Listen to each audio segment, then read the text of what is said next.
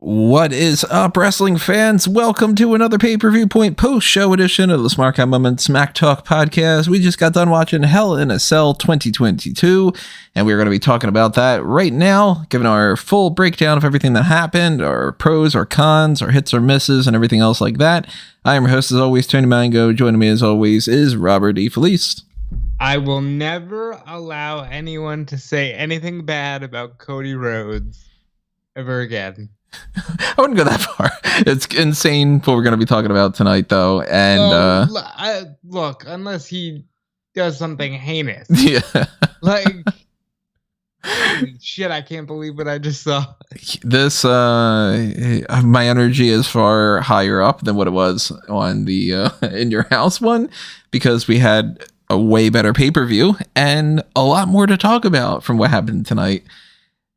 It's going to be an interesting one to go down here, so I'm hoping that we get more people in this live chat. If you are listening live, chat it up in the chat. That's kind of what it's called.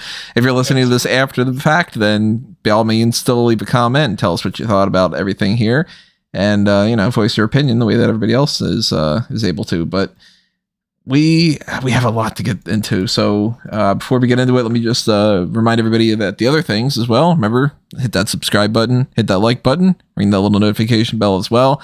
If you're like, man, I didn't know that you guys went live after this, I don't know why you wouldn't have known. I already mentioned it a million times, but that way you get the email alerts just in case.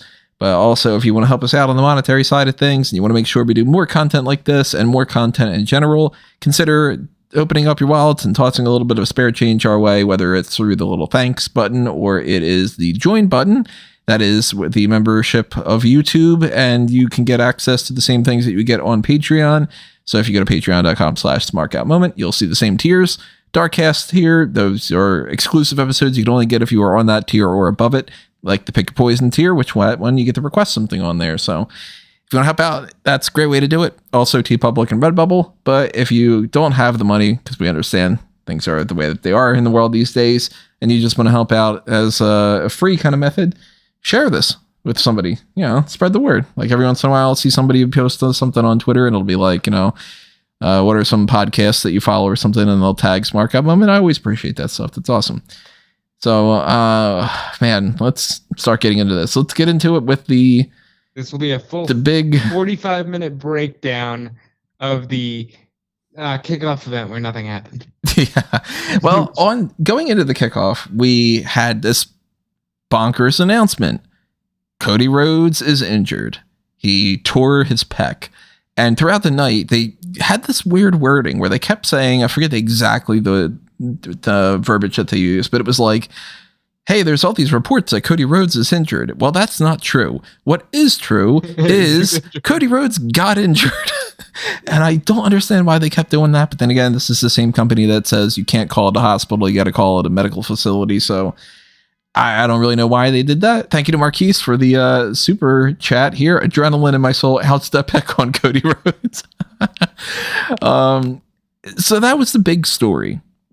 In a time frame where there wasn't a big story going into this was an event that really didn't seem like it mattered whatsoever. We had talked about this on the pre-show, or the preview show, I should say, not the pre-show, where we were like, God damn, this card is kind of worthless and we don't need to watch this, and it's all a bunch of rematches and who cares and everything.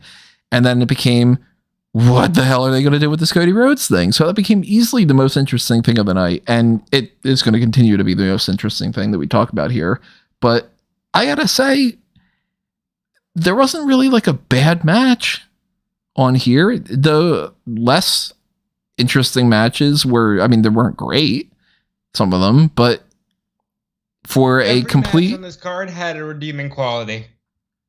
I still think maybe not for some, but they weren't bad, and that's not great. I'm not going to be the type of person who's ever going to be like, well, bare minimum for something is the equivalent of great, because it just isn't. There's different levels of everything. Everybody has to get more comfortable with not saying everything's an extreme. So you're not going to hear me go like, oh man, Ezekiel versus Kevin Owens, worst fucking match ever. It wasn't. It was fine. It was way better than I thought it would be.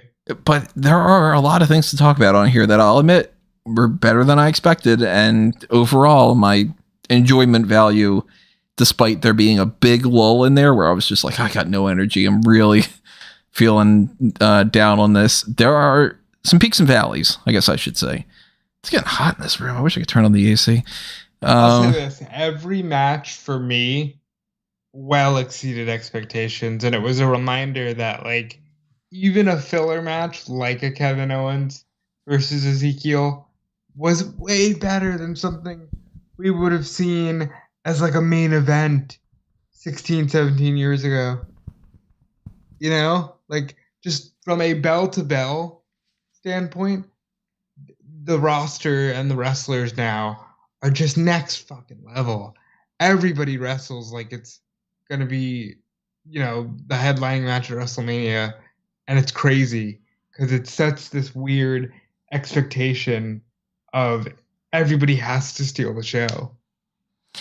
Yeah, it's something we've talked about before where booking in WWE is awful, but the performers themselves go out there and they put on a pretty damn good show. And Peyton even saying it in the chat. They're almost too good. He says, I don't want the weekly shows, and everyone was doing this show, but I ended up having a lot of fun watching this. And we've talked about that before, too. If you don't watch the Raw and SmackDown and everything, the pay-per-views are instantly better just from you're that. In a much better position because that means you're not sick of the content. Right. That means you're not sick of everything being a crazy 25-minute match. Or being the fourth or fifth time that you've seen something because it's, you know, you haven't seen it. And then you just really feel like for $10, $5 if you don't mind commercials, you're getting your money's worth for sure. Right.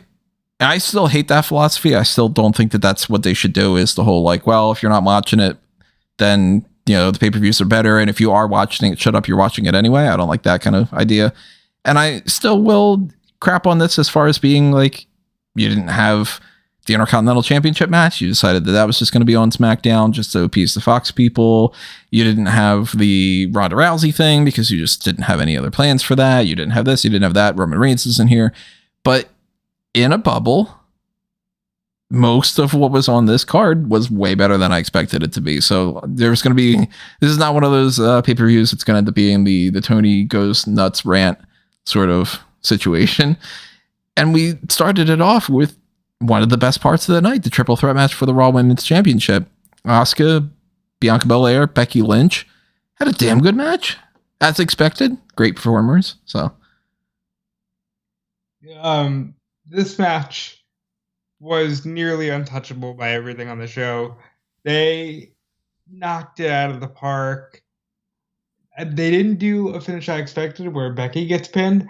They decided to pin Asuka, and if I was just trying to nitpick, I'd knock them for pinning Asuka. But this match was phenomenal. These women proved that the women's competitors still deserve to be main eventing. This was terrific. I enjoyed this from start to finish. This was one of those matches that they never slowed down. They never had a lull segment where it was like, okay, well, you're just waiting to get to the next part or anything. They all did their jobs, and I ended up enjoying every bit of it, except for, as you mentioned, Asuka loses again, and that's the type of thing where maybe they could have figured out a better way to do that, but that's a little bit nitpicky as well. Yeah, and I think that it's going to lead to Becky, Bianca title match at Money in the Bank. Maybe Asuka's the only one going in the ladder match. But I'm all right with it because, honestly, I'm surprised that they've only done one major Becky Bianca match. I expected to see 14. Yeah, I expected to see way more, including like hair versus title, including all that. So I expect Becky Bianca, maybe in the I Quit match that Bianca never got to have with Bayley at Money in the Bank. To be fair, we might skip forward a month and you might be like, okay, they just wanted to wait and do 4 more in like June. They might. I do expect this to be Asuka out of the title picture though, because she lost to Becky, or she lost to Bianca, and then she lost here again to Bianca. So the justification of Asuka getting another shot is pretty low. Then again, we're talking about a company that doesn't follow logic, so they could very well just be like, she gets it because shut the fuck up, shut up, that's why, that kind of thing. But I mean, they didn't give her the out because like Becky had Bianca pinned twice and Asuka broke it up, and then she had Asuka beat and Bianca just threw her out of the ring, like no fanfare, just threw her out of the ring and went and pinned Asuka. Now, I'm assuming you're in the same agreement that what I'm pitching here. I am assuming Monday Night Raw, we get Becky Lynch comes out, cuts a promo, and says, I had that match won, you stole the pin, whatever. Then that leads to Becky and Bianca again. Either it's at Money in the Bank or it happens on Monday Night Raw. Because I still kind of think that they might not necessarily do a Raw Women's Championship match on that card. But that all depends on... They gotta stack that deck. I think they're down Cody. Like, they gotta stack it. It's a smaller thing, and didn't they sell out already? Yeah, but now they gotta have a reason for people to still go to the show. I just think that that's because it's Money in the Bank. I fully expect them to be like, you know what? It's, the gimmick sells itself. Doesn't matter who's in it. You're just curious who wins, aren't you? That kind of thing. Yeah, but I'm curious as to why, after a year of selling it in Allegiant Stadium, that they didn't keep that same philosophy and then try to stack the ladder match. Maybe the ticket sales were really just that damn bad. Like, maybe they didn't even sell a third or something. Well, they did sell a third because they sold about 20,000, and I think they were going for 60, and the venue they have now will seat like 18 or 19. I mean, tomorrow with Monday Night Raw, I got a feeling we're gonna have a bit of a reset with some things, and yeah, maybe there's time for them to build something else up, but I do expect it to be Becky Lynch getting another shot at Bianca. And I'll skip ahead to say I'm not going to be super duper like, oh my god, it's going to be the best thing ever. But then again, two great performers. The only problem is I would like to see something a little bit different. I see that there is a mango emoji in the chat. Thank you for that. That's great. I didn't even know there was an emoji that they had available on here. That's awesome. I thought this was a great opener, though, and at the time I was like, oh, it's all downhill from here. And, we got some video packages of people, like, in a pre-show, they were doing a video package about Drew McIntyre, and it was like, he's not even on the card. Why are we doing this? We got a video package about Roman Reigns. He's not on the card. And we get a little thing with, on backstage segment, MVP and Omos are being approached by Cedric Alexander, who basically just what he's been doing before of like, hey, what are we going to do out there? Because I'm totally your bud still and everything. And MVP says, knock it the fuck off. The Hurt Business is not coming back. Move on. Ever. And that leads into the 2-on-1 handicap match, which as soon as that happens, I'm like, all right, well, Cedric is coming out to help out Bobby, right? Let's just wait until that happens. And basically that's the next point that I have, because the rest of it was just a standard match. Honestly, I'm surprised that, and I'll skip ahead to even, yes, Bobby won with Cedric's help, and they continued to show Cedric later in the night. I'm surprised that they did that much with Cedric Alexander. In a good way, but I'm very surprised. I am and I'm not. I'm surprised that they did that, because they could have easily just had a lesser finish to this, and this at least makes somewhat sense, because it's like, all right, well, Omos didn't take the pin and you had somebody interfere, but it's really not an interference in the same way, because it's 2-on-1 to begin with, so he's just evening the odds just a tiny bit. But I think it's also because I think that they are going to have Omos beat the living shit out of Cedric tomorrow on Raw. Oh, for sure. And for sure. That they kind of set this up as like, all right, Omos is going to lose this, but not really. And then he'll win another match and really squash that guy going forward. So, yeah, but in a different life, they could have easily said the Hurt Business is over, and then they just go out there and MVP taps to the Hurt Lock like he did, and they do nothing with Cedric. Mm-hmm. So I'm just glad they did anything with Cedric. Yeah, this is still not something that I would end up saying like, wow, I'm so grateful that this was on the card and this was worth I wasn't in it, 2 months ago when they were leading into WrestleMania. 2 months ago. So to put it that way, I've had 2 months plus of a feud that I'm not all that interested in. So yeah, I still want this to just be over with, and I don't want to see anymore. But I'll give them credit where it's due, because I'll always give credit where it's due, even if it's against what I'm thinking or proved me wrong. This could have been worse, and the booking for it, not all that bad. Yeah, Made a lot of sense, and I'm glad Bobby won. Interestingly enough, he took a fan's custom, or not custom, but replica WWE title and was like, I'm coming for this. Which, good. I want to see Lashley and Roman. And hopefully at Money in the Bank, because you shouldn't have to wait 2 months to see it. Honestly, I know that the rumors from Meltzer were Riddle, Orton, McIntyre. I'd be all right if we just bypassed Riddle and we got straight to Bobby Lashley, and then, maybe a Randy Orton match or something. But I want Bobby Lashley to get a fair match with Roman Reigns. I'd be cool with, really, I mean, depending on what else they have in mind for the other people, if they were to do a match, because I don't want Roman Reigns taking time off. I mean, why put the belt on him if you knew he was going to take time off like this? It's absolutely ridiculous. But I want him to defend at Money in the Bank. I want him to defend at SummerSlam, and I want him to defend at Clash of the Castle, and I want him to defend or wrestle in some fashion at Survivor Series and Crown Jewel and Day One and Royal Rumble. Like, don't do the matches on Raw and SmackDown, but make appearances and do the pay-per-views. And if you're going to do Lashley and then Riddle and then Orton, or you're going to do Riddle and then Orton and then Lashley or whatever, as long as they have something for everybody else in the meantime, and they don't do what they did with Drew McIntyre, which is, I'm going to challenge in September or whatever. It's September, right? That's when Clash of the Castle is? Or is it August? September. It's the same day as All Out. No, it's the day before, isn't it? Or whatever. So September 3rd, I think. So he's just like, hey, everybody, make sure that you stay tuned in 3 months when I end up challenging for that title. I guess I'll fuck around for a while. I don't want them to do that. I don't want Bobby Lashley to be like, I'm coming for this championship in, fucking February or whatever. But he should be fighting Roman at some point. And to allude to that, another thing that's like, good. Do that. Get people interested. Start building some hype,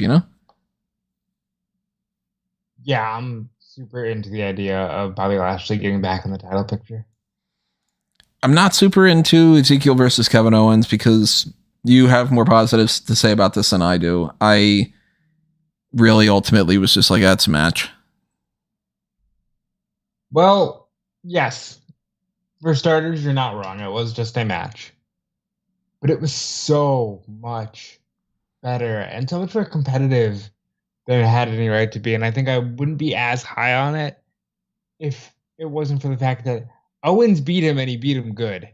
2 super kicks, cannonball, grabbed him for the stunner, screamed Elias in his face, stunned him, and then 1, 2, 3.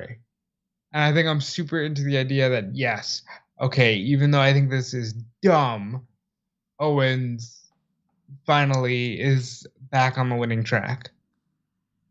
It's good Owens won, but meh. I'm fine with just moving on. I said before, I don't think that this is a feud that really translates to a match in any fashion. And I still feel like that's the case, because at no point in this did it factor in about the whole Elias thing. They were just having a match. It is interesting because it's like, well, what did he do, right? Like, he beat him, right? But he didn't get any confirmation. And you beat me, so I'm Elias. But Owens did, on the bump, he really was like, no, I win because it's a moral victory, because screw you, I'm right, and I know I'm right, and up yours. Like... I'm just expecting them right after this to be like, if the match didn't happen, that the feud would progress the same, Like he's going to come out on Raw and he's going to be like, you are still Elias, admit it. So, what do you think? Because I think both of these guys will be Money in the Bank. I What do don't. you think is better? Qualifying matches or just say who's in the match? Considering how few matches on TV outside of the, like, we're going to put the Intercontinental Championship on there because that'll make Fox feel like we're doing something important. Considering how few matches actually matter, I want qualifying matches because then you're at least invested in it. Like, if I'm going to watch Monday Night Raw and it's going to be Liv Morgan against Rhea Ripley and they're just having a match for the sake of it, it ultimately doesn't matter. There's no stakes. And if there is, Veer Mahan beats somebody, it's building towards Veer Mahan, but I know that he's going to squash him, and I'm too burned out on wrestling as it is, so I want to skip to the thing that is the interesting part instead of the build. You know what I mean? Fair enough. And Kevin Owens and Ezekiel, I think, is exactly the type of match that could be a qualifying match. Then you get actual stakes to it. It's a rematch. Probably Ezekiel will end up winning that now that he lost this one. I'm more into the idea of Owens winning it because he's a more believable Mr. Money in the Bank. But I like that idea that you can have that match and then I actually have to have something to report afterward. Speaking for somebody, obviously, you and I both do this as our jobs. So we have that kind of angle that other people might not necessarily have. But I want to have things to talk about when the show ends, as opposed to being like, this guy, like, Rey Mysterio beat Chad Gable. Okay. And then what? You know what I mean? But if Rey Mysterio beats Chad Gable and he gets in the Money in the Bank, I go, oh, okay, so Rey Mysterio is in the Money in the Bank now. I wonder if he's going to be somebody who is in contention to win or, blah, blah, blah. So I think that that's the way to go. But then again, there is a benefit to just announcing the people if they have enough people and they have enough interesting things that they don't need to waste that time. Because then you could just be like, look, all these people are going to be in that. And then let's start having these tag matches and let's do these crossover things. What I don't want them to do is to announce, here are the 6 people that are in it or the 8 people that were in it. And then for the next 5 weeks, or when is Money in the Bank again? 3 weeks. 3? Only 3 weeks? I guess it's 4. I thought we were deeper in June than we are. It's 4. Yeah, I don't want to see them go, these are all the people, and then they just do, okay, so it's going to be this one against that one, and this one against that one, and then this one for 4 weeks. I'd rather see, a week or 2 of qualifying matches. But speaking of Rhea Ripley, go ahead. Just to wrap up that talk, I just kind of feel like everything that they would do, I've seen it. So skip the qualifiers and just tell us who's in so we can start getting excited for, okay, who can potentially win. I guess another part of it is if they're going to have blatantly obvious qualifying matches, then they don't necessarily need to. Like if you're going to put, I'm trying to think of somebody who would be in this match. Like if you're going to put Drew McIntyre, for instance, up against Humberto. Yeah, I'm pretty sure Humberto is not going to win that. So then I don't need to see it. But yeah, got some people in the chat talking about the Cody Rhodes situation. Yeah, we're going to talk about what we think's happening next for that. But what's up, William? What's up, Kaylin? And let's get into that 6-person mixed tag team match. This was one of those things that if this was a main event of Monday Night Raw, it'd be a good main event for Monday Night Raw. It was fine enough filler, but it left so much to the imagination because nothing happened. They just won a pointless 6-person tag. Nobody turned, nobody interfered, nobody showed up, nobody changed sides. Nothing to talk about here. Did Judgment Day won a match? Okay. So first things first, I want to say that Edge and Damian had matching gear. Rhea Ripley did not, but she has confirmed on Twitter that her gear did not arrive in time. Oh, that's what it was. I thought she just got the wrong memo of what shade of purple. It's not like, okay, she's just going to start wearing that now. Her gear didn't arrive, which, is cool. And I like that they were trying to match because it's the little things, Tony. This match was a lot of fun. I didn't see AJ get busted open. But a lot of people were talking about, oh, he got busted open badly. I didn't see that. I liked AJ. I liked Edge putting Finn because that's cool that they got to do that because I'm sure both guys were on each other's bucket lists. Plus, I mean, he already beat Styles twice, so why beat him a third time? We'll talk about that later. But 3 stars, I would say, like perfectly serviceable. Peyton tossing out in there. Rhea's outfit left me with a lot of them in my imagination. Yeah, I see a lot of people talking about the thigh community. the thigh community. The thigh community, indeed. Yeah, and good for Liv. I'm never gonna knock the fact that Liv Morgan was in a featured match on a pay-per-view. I feel like this match, quite honestly, was more special than the match she had at day one with Becky. Really? In the sense that like this match, there was more intrigue. I don't think anybody thought she was beating Becky at day one.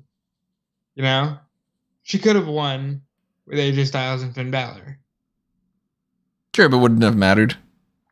If they would have won, it would have just been another random win. So if Liv got the win, it might have mattered. If like Finn pinned Damian Priest, no, it wouldn't have mattered. Do you think we're going to get Rhea and Liv in a qualifying match and only one of them is going to be a Money in the Bank, or do you think both are going to be? Honestly, depending on what they want to do with Becky and Bianca, Rhea can easily slide in, or she can slide in by winning Money in the Bank and being the one that immediately cashes in same night.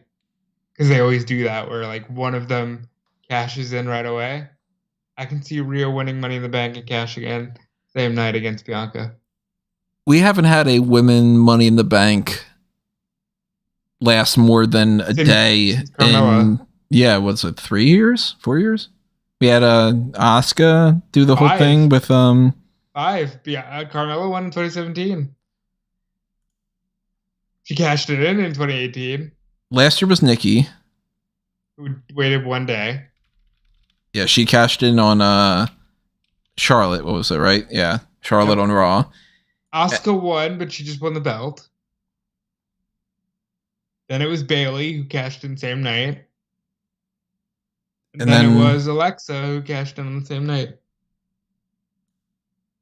No, it can't be that much, really. Yeah, it's been 5 years. Goddamn. Really? Wow. Yep. Yeah, 3 out of the 4 ended up just doing that. Wow. Yeah, and it's only because like Asuka doesn't count. Okay, well, maybe this year is going to be a little bit different, but... So that's exactly why I feel like, okay, Rhea Ripley will cash in same night and beat Bianca Belair, and they can do that feud for a little bit. It makes me a little bit nervous that maybe that would happen, because I would rather it be that Rhea, if she wins, Rhea would hold it for a little bit, and they could not just take the belt off of Belair. But, I mean, for them to do that many times in a row, it really kind of makes it call into question, especially because it's like, well, if Roman's not there, nobody can cash in, so it's not like anybody's going to be able to cash in when you don't have this, unless you do that thing where it's like, oh, well, you know what, I'm cashing in right now, and if Roman can't answer, he forfeits. That'd be pretty fucking funny. That would be hysterical. Nobody's done that angle yet. You should try it. But yeah, so Judgment Day wins. I think that there is still an opportunity that on Raw they're going to do something where Finn Bálor turns. I think they might end up being like, he ends up being like, well, I lost that match and I would have won that match if I would have just been part of the Judgment Day. Damian Priest in interviews was laying it on thick that AJ should just join us. AJ Styles should really just be the one who joins us. Like, they're like, oh, but what about Ciampa? He's like, AJ Styles. I've seen that in multiple interviews to the point where now I'm like, is AJ Styles just going to join them? It's not what I would do, so I hope it doesn't happen. Yeah, I wouldn't go in that direction. But then again, I don't know what the hell I would do with AJ Styles after this either, because... Honestly, if it wasn't for the fact that the belts are on the Usos, I'd make Edge and Priest tag champions. I'd been down for that, yeah. I'd rather go belt on Edge. Priest and Bálor, but... I like Edge and Priest because it gets a belt on Edge. he doesn't have to. It's not like a singles belt, and it's something that Priest can add to the list. See, I'd rather go the Bálor route because they could wrestle more often, and Bálor hasn't won a tag title yet. I mean, you never know. Maybe they do end up doing that. Yeah. Still think that Ciampa could be another option, but I guess we're going to find out on Raw.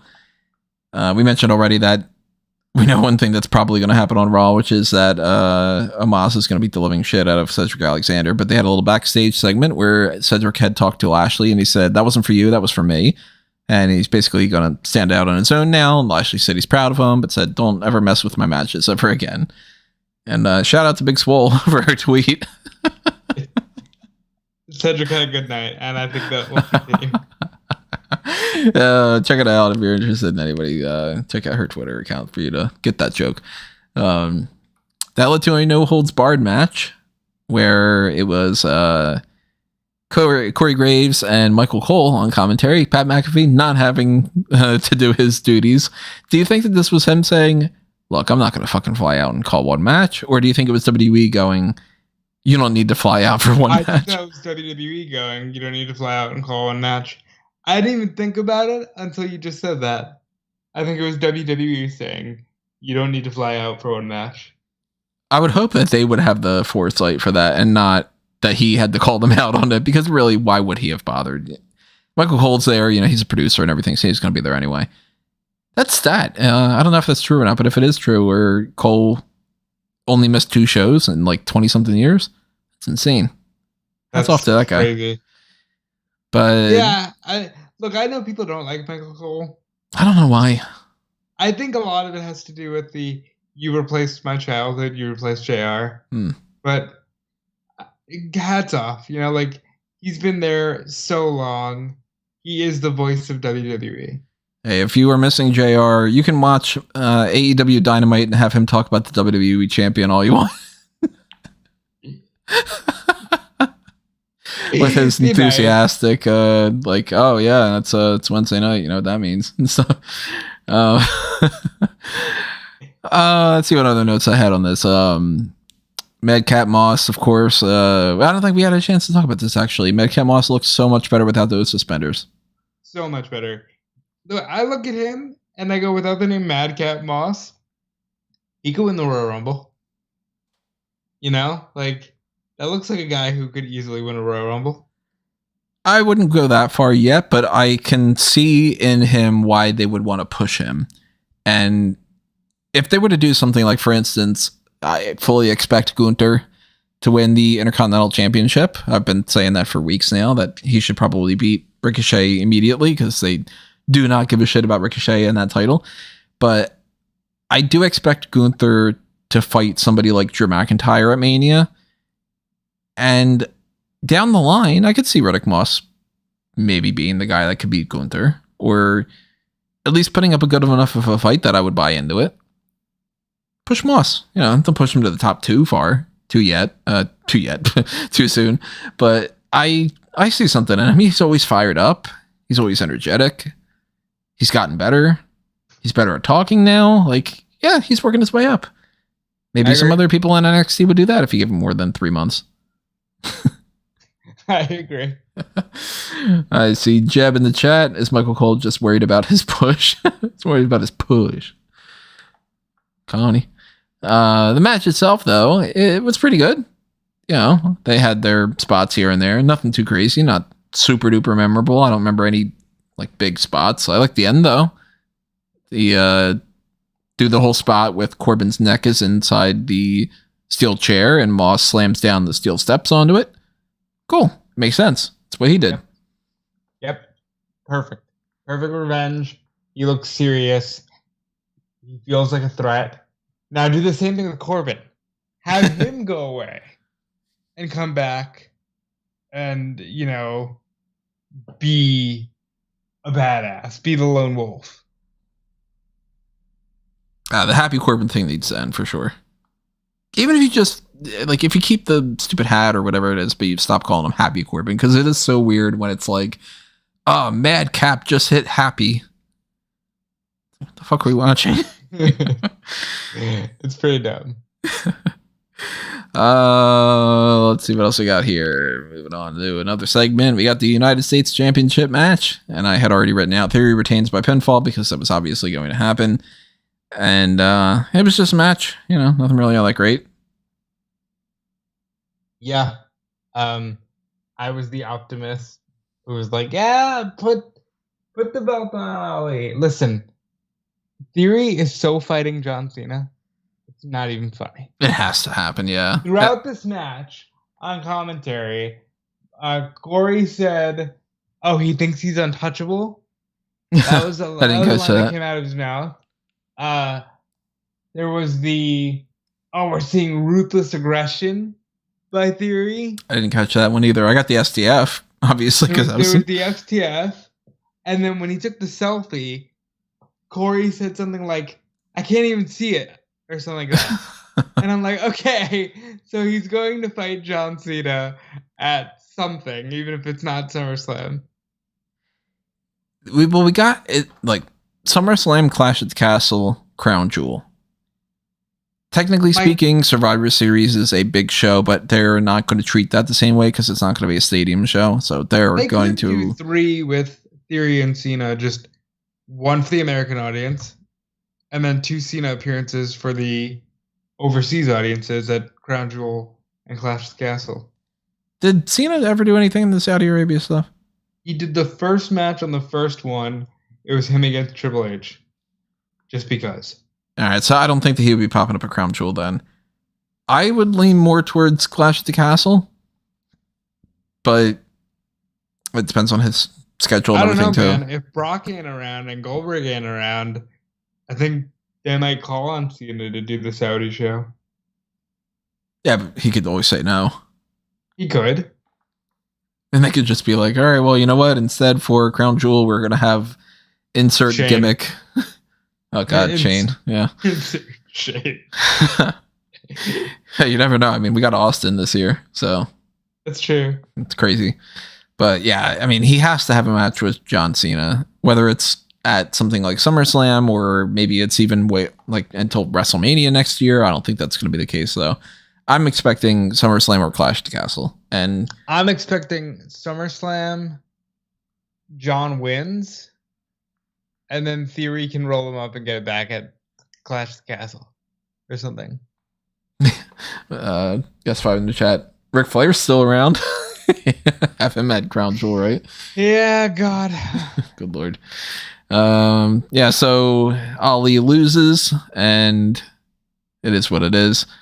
And then that leads into the main event. And at this point, they're still advertising that Cody Rhodes is going to have a match with Seth Rollins inside the Hell in a Cell cage. And we are going, how is he supposed to do this? He has a torn pec. And he being Seth Rollins, comes out. He's got the yellow polka dots on, which was a good touch. Cody Rhodes comes out. He's not lifting his arm. He takes the coat off. A gnarly bruise.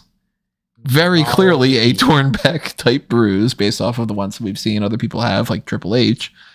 And I don't know how this happened, but they have not only a full match, but a Hell in a Cell match. So they've got, they're hitting each other with weapons. Cody is getting powerbombed through the turnbuckle table kind of setup. We've got a bull rope factoring in here, which had a very satisfying bonk when he hit Rollins in the head, just this bonk kind of thing. He is doing every move the way that you would think that it would be if he was perfectly fine. He's doing the crossroads. He's getting yanked in that arm. Seth has a kendo stick and he's poking him in that spot. They end up having not only a full match in that, a good match. Yeah, look, as far as modern cells go, that was really good. And at some point, you just stop caring about the quality of the match because a man is wrestling with one arm and it's so gnarly and discolored. And it was a good match. I do want to knock the crowd because guy's getting fucked up with his bad arm, and Rollins pulls out a table and the people just go nuts. Yeah, thank you, Rollins. More violence. Fuck yeah, table. It's like, yo, Cody's got one arm. Can we not do this? I don't fundamentally know how I don't know how Cody did it if he's injured the way that it seems like he is, because I certainly fucking could not. So if he is, I'm not even wearing a hat right now, but hats off to him for being able to pull that off. That's really fucking tough. But I also just fundamentally don't know how the hell would he be medically cleared to compete. That seems dangerous as all hell. Yeah, that's one of those things where you go, all right, but next time somebody gets a boo-boo, and you got to be like, oh, well, we're not going to allow, we're not going to allow Theory to compete because he's got a broken pinky, and you're going to be like, well, fucking Cody had a completely discolored arm, and you just let him go. Well, even just the idea that he could have had like a, you're going to be out for 4 months type deal. I don't know how long these things are and how bad his injury is. And it could be like, well, now you're making it worse and you're making it worse and worse and worse. Now he could be out for 3 years or something for all we know. Yeah. Or that he might not be able to heal that, and part of me thinks still, just because I'm so like trained for this kind of thing, part of me is like, I don't know, maybe it's makeup. Maybe it's just work. But then another part of me goes, if it's just real, he just has a torn pec, that's legit. He went ahead through the match and everything, and they, for some reason, medically cleared him, despite the fact that that's really dangerous or whatever. There is part of me that goes, I think the reason why is so he could be like, all right, you can all shut the fuck up. I did it. I earned that respect, or at least I damn sure should have, because I don't want to hear anybody going like, yeah, I'm a little bit sick of Cody Rhodes now, that kind of thing. And maybe it's something that helps them out in the long run for like the boys in the back, and just being like, everybody could just be like, Cody fucking wrestled a damn good main event Hell in a Cell match with a torn pec going into it. Not even like you finished the match. You went in with that. That's a big difference. A lot of people talk about how insane it was that Triple H will finish a match when he's injured, or Cena will finish a match when he got injured like 3/4 of the way through, or like the Foley situation. To go into it knowing you've got a torn pec and to wrestle that damn well, and to, this wasn't a short match. Crossroads and a 20-minute match where you're getting yanked on your arm and getting chopped with a belt that just sounded awful. And Cody Rhodes to me is what old school professional wrestlers were. He's got that pride. Now I'm surprised they let him go, but I hope that it's something where people can see, hey, this guy really cares. Now granted, people are still gonna be like, oh, I'm sick of Cody. They don't care, just like how people go, I hate Judgment Day. Oh, I hate Edge. I wish he wasn't around. It's like, that's ridiculous when you think about how we nearly, never saw him wrestle again for the rest of forever. But people are just fickle, and they'll get that way with Cody. And I say fuck them, because after that performance, I want Cody to be world champion. I wanted that to begin with, but now even more so, I'm really hoping Roman Reigns beats The Rock at WrestleMania and he loses the belt to Cody. And I don't want people booing that either. I don't want to be like, oh my God, of course Cody won, blah, blah, blah, all the herders, But this even more so is just like, maybe, I don't know, maybe this is a blessing in disguise. And I've said this plenty of times on different podcasts and everything. I'm very much like on the fence about the whole karma, destiny, things happen for a reason kind of things. But I do run into some situations here and there that make me think about that. And, whether it's like, to get too deep on things, but like when I go, hey, I met my wife through LinkedIn. Like, what the hell? Like, how does that happen? Or, maybe the way that you're going to take the road to work, you end up running late, and that ends up being like a 12-car pileup, and you would have gotten injured, and that kind of thing. But maybe this is one of those deals where we're going to look back on this and we're going to end up being like, this is the opposite of Brock Lesnar beating The Undertaker and putting us on the worst timeline. This could be what keeps Cody from being the guy that people get burned out on over the course of the next 6 months. And then when it is time for him to come back and potentially win the championship, people aren't going to be sour on it. Yeah, and I hope that they're not. And I hope that everybody understands that Cody loves this and deserves this. Because he went out there and told the full story. Bull rope and all. Like, they did a match where I know for a fact that was everything that they had planned. You know? If they didn't do some other things that they had planned, I'm sure it was just like supplemental stuff. It wasn't anything like, wow, you know, we had this whole big setup and we were going to do this and that and that and that. Because they pretty much checked off everything off the list. They did a little bit more than I thought that they would have done prior to the injury. Of course, way more than I thought that they would have done with the injury. Yeah, and honestly, we watched the match together. That's notable because we don't usually do that. And the entire time I'm going, they rang the bell. They're just having a wrestling match. Okay. He had to use his bad arm to kick out on that one. Jesus. The discoloration in the arm is a visual I'll never get over. Like, that was gross. Watching that whole match was really difficult, but hey, they delivered the match that they said they would do. Cody and Rollins in Hell in a Cell. Rollins didn't even win, which is kind of an issue, because it's like, all right, you couldn't even beat Cody with one arm, but hey, they told the story that they set out to tell. And I'm okay with Rollins losing because in the grand scheme of things, Rollins is fine.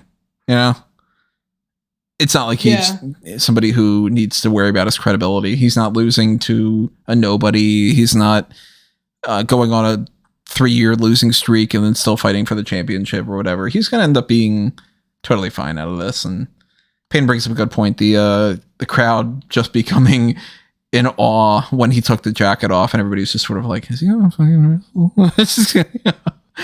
That was really cool that he was able to do this. And I hope that this ends up being something that actually stretches over time and people don't forget about that, because Cody deserves a lot of props for this. Like, major kudos. And however many months he's going to take off, because look, if you have that torn pec, you're going to take time off. He's not going to be at Money in the Bank. I still don't know how he was wrestling here, but I fully do not expect him to be pulling a John Cena and just being like, all right, you know, in 3 weeks, I'll be back and totally fine. But whether he comes back this year or he comes back at Royal Rumble or something, I'm going to be super excited to see what he does next. And I'm very interested and morbidly curious how WWE is going to pivot going forward for this, because they were really banking on, hey, we got Cody Rhodes. Nothing else really matters, but we got Cody. Aren't you fucking interested? I mean, you look at the way that this pay-per-view was advertised. We didn't have Roman. We didn't have either of his 2 championships. We didn't have Ronda and her championship. We didn't have the Intercontinental title. We didn't have big names like Drew McIntyre, or, you know, the tag team titles weren't on the line when they very easily could have. Not sure if Shinsuke is actually injured. Do you think that's the case? With the way that injuries are flying around, yes. Wouldn't be shocking, because Zack Ryder and Punk and Brian, Cody and Cardona, Cody. It's like everybody who is sniffing around a championship or whatever is in some kind of injury. What's up with Danielson right now? Is it still the ankle thing or whatever, or is it something else? I'm not sure if he was just selling Anarchy, but he missed a meet and greet, and the reason given is because he's injured and couldn't be there. So everyone's injured right now, which totally sucks for all of wrestling. Here's an interesting thing to talk about for this. If you're upset that Bray Wyatt didn't come out, that's not WWE's fault. Oh, yeah. Yeah, believe me, if you've heard any of these podcasts, you read it in these articles, I'm fully calling WWE out on bad booking on 9 out of 10 things, but you can't go into a pay-per-view expecting there to be a surprise like that, and then if it doesn't happen, that you blame WWE for it. They didn't advertise it whatsoever. He is not in the company. He got released, 2 years ago at this point? A year ago. He just hit a year. Or he will be hitting a year later this month. He hasn't wrestled in a year and a half. And then we got people that are like, oh man, I was expecting MJF to come out. Why? Why are you expecting MJF? He's employed by AEW. Like, yeah, I know he did the promo, but doesn't work that way. You know? I had said to you, and I even put out a tweet about it, that if there was ever a time to just call an audible and get Wyatt in there, it'd be right now when the guy's got a bad arm. But no, they didn't promise anything, so you can't be weirdly offended or upset by it. But we did, when we were watching this and everybody had been speculating about the Wyatt thing, we were thinking, I wonder if Bray Wyatt is going to attack him, and that's going to be even more of a setup to just Cody Rhodes is celebrating in the ring, and then the lights flicker and whatever, and we get Bray Wyatt there. And after he just wrestled that match, it's not like he can't take one more move, you know? Yeah. And then it didn't happen. But again, you can't be like, oh, that didn't happen. Worst pay-per-view of all time. I am not at all expecting Bray Wyatt to even be back in WWE. So to me, that's a non-factor. But I don't know. I don't know where they go from here. Like, what does Rollins do? Obviously, Cody doesn't do anything because he's going to take time off. And he seemed like he was pretty sure the bet to win Money in the Bank. But again, maybe this is a blessing in disguise, because maybe if he would have won Money in the Bank, all they would have done... Yeah, maybe all they would have done is just had him lose to Roman Reigns and then be like, oh, he's got to fight his way back. Because they do love doing that. That whole, you lost, but you're going to have to work your way back up the whole system and everything. I don't think that would have been the best way to go. And I don't like this NXT Shawn Michaels booking, even if it's not Shawn Michaels, but I keep calling it that, of you lose the first time that you're going for the championship, and then you can come back around and you can win the title, and then that's going to mean more because you suffered that loss and everything. I have no idea who could win Money in the Bank right now and how that can factor into any moment of the year whatsoever. Unless, and this is lame, but I'm going to put it out there as a possibility that WWE might do, unless Drew McIntyre wins and he says, I want to fight you at Clash at the Castle, like I said, and it's on the contract, and they just fucking wait 3 months. I'd be all right with that, as opposed to just and I said I was going to fight for the title 3 months from now, so I am. I'm still waiting for someone to, wait a whole year. They haven't done that story. They haven't had someone just cash in, go, you know what? Fuck the Royal Rumble winner. I want to, be in the main event of WrestleMania. And they haven't done this one. I always thought that this would be fun. Person wins Royal Rumble that has Money in the Bank. They lose. Then they immediately cash in Money in the Bank, try to get their win back, and lose again. There's so many different stories you can do with Money in the Bank, and they seem to... It's just slotted as their get out of jail free card. Look at last year. Well, we need a ratings boost. Hey, Big E, tweet that you're going to cash in your briefcase, and then just, I don't know, do it. I still think that they had a huge missed opportunity with The Miz, where Otis won, and then The Miz won in December. I thought it would have been so good if he would have kept that up until Money in the Bank, and then they could have had him be like, well, I've got a full year to cash in, and then Adam Pearce could have been like, no, dude. No, you got to do it by the end of tonight. You've got from Money in the Bank to Money in the Bank. It doesn't reset when you do that. And then Miz could be like, fuck, I got to try to figure out a way to cash in. And then for a couple weeks leading up to Money in the Bank, every time he tries to cash in, something happens that makes him go, no, never mind. I got one more week, that kind of thing. And then when you're at Money in the Bank, you've got a Mr. Money in the Bank or Ms. Money in the Bank from the last year, and it's time is running out. I always thought that would be a good idea. And it would have to be somebody like The Miz. It wouldn't, they couldn't do that with like Montez Ford wins this and then he's just being a dipshit for a year. It's got to be a heel. Like Sami Zayn would be great for that, And then you do the thing where, like, let's say if it isn't something as cheeky as, hey, you got to do it now because we need the briefcase back to hang it up. You could do, I finally cashed in and won the belt, and then you immediately get cashed in on. Right, yeah. I do think, though, saying that, I just said a second ago, Sami Zayn would be great for that. One of the possibilities that they could do is Sami Zayn. He could win Money in the Bank, and since they have this whole thing with the bloodline and he's trying to get in with them, it could be like, yeah, but you're not going to cash in, right? And he could be like, no, of course I'm not going to. I'm going to wait until somebody beats Roman, and then I can bring it back to the bloodline and whatever. Like, like he can play into that kind of thing. That's currently my pitch. That's what I would probably do. But then again, yeah, I have no pitches for the men, and my only pitch for the women is Ripley. I guess tomorrow night we're going to figure out a little bit more because they're going to start building up to Money in the Bank, and Fallout from Hell in a Cell is going to factor in. We don't know more about the situation from Cody and where they go with like the Judgment Day and everything. But Frankie's tossing out if Charlotte's back in time, she's going to win Money in the Bank. I hope not. It's one of the few things she has left to do, but yeah, I just don't want to see her doing that. She hasn't done it. She'd be the first. She'd have won everything if she wins. That's not a bad deal. Usually this time of year, I always say, remember everybody, Money in the Banks is a fun. Sasha in the bank. Something tells me I don't think we're going to see Money in the Banks this year. Yeah, I got a good feeling that she might not be in the highest of regards right now and in that kind of position, but crazier things have happened. So, in the near future, we're going to have some other pay-per-view points going forward, with that being one of them. I think that might actually be the next one, right?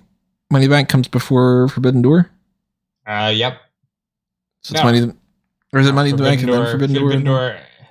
No, Forbidden Door is first. When is that? It's 4 weeks from no, it's 3 weeks from yesterday, now that it's past midnight. Yeah, June 26th. And then we got July 2nd for Money in the Bank. So yeah, Forbidden Door coming up next, so then Money in the Bank. But the next main event of this podcast, we don't know yet. We haven't figured it out for this week. But if you have any suggestions, drop them in the comments below.